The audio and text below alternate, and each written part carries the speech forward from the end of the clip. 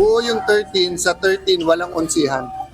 Nakangiti si Senate President Alan Peter Cayetano nang sabihing buo pa rin ang majority block ngayon. Sa kabila ito ng bali-balitang muling magkakaroon ng pagbabago sa liderato ng Senado. Tumanggi ng magbigay ng iba pang detalye ang Senate President kaugnay ng issue. Ngunit sa kanyang Facebook Live noong Sabado, iginiit nito na handa niyang tanggapin anuman ang kanyang magiging kapalaran sa posisyong hawak niya sa kasalukuyan. Baka ito plano ni Lord. So kung plano ni Lord na 1 day lang ako, 2 weeks lang ako, 2 months, ang prayer ko lang, God, put me where you want me to do what you want me to do. Sa bukod na panayam naman kay Senator Amy Marcos, sinabi niya na wala siyang alam sa sinasabing leadership change. Aniya, ang alam niya sa ngayon ay solid silang 13 sa majority block. Ma'am, kamusta? Okay, You still have the majority, ma'am? Okay, yeah. Oo. How many? 11, 12, ma'am? Oo, okay. We're good. Ma'am, basta buo pa rin ang majority. Solid 13. Sa sesyon ngayong araw, walang tumayo para humingi ng pagpapalit ng liderato ng kapulungan.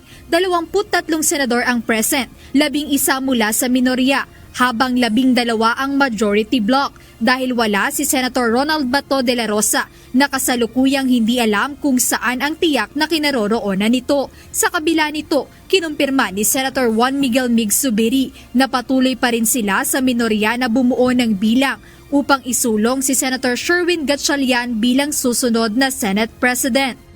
So far, we're still talking to several individuals and hopefully magkakaroon kami ng coalition. So we'll see.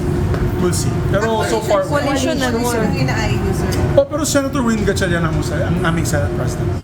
Gayunpaman, tumanggi munang magbigay ng pangalan si Senator Zubiri kung sino pa ang senador o mga senador mula sa majority block na inaasahan nilang sasama sa kanilang hanay. Anything can happen in the realm of politics. Anything can happen. We'll see. But what's important is kailangan talaga natin maayos yung imahe ng Senado. Ibalik ang didinan ng Senado. At we have to talaga reboot the image of the Senate. Hindi pwedeng basta ganito na lang. Samantala, kaugnay ng pag-aayos ng Senado sa committee chairmanships matapos ang pagpapalit ng liderato, nagtalaga na sila ng mga miyembrong bubuo sa Senate Committee on Accountability of Public Officers and Investigations o Blue Ribbon. Madam President, pursuant to Rule 10, Section 13 of the Rules of the Senate, may I respectfully move to elect the members of the Senate Permanent Committees.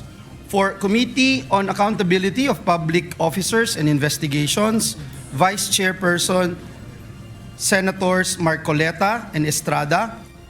Magiging miyembro rin ng nasabing komite sina Senator Christopher Lawrence Bongo, Senator Robin Hood Padilla, magkapatid na si Senator Mark at Camille Villar, kasama rin si Senator Francis Cheese Escudero at si Senator Amy Marcos. Ayon kay Acting Majority Leader Joel Villanueva, sa kasalukuyan wala pang listahan ng minority senators na magiging miyembro ng Blue Ribbon Committee. Bukod dito, wala pa ring pahayag si Senator Pia Cayetano na bagong talagang chairperson ng komite kung ano ang magiging plano niya kaugnay ng flood control projects controversy investigation.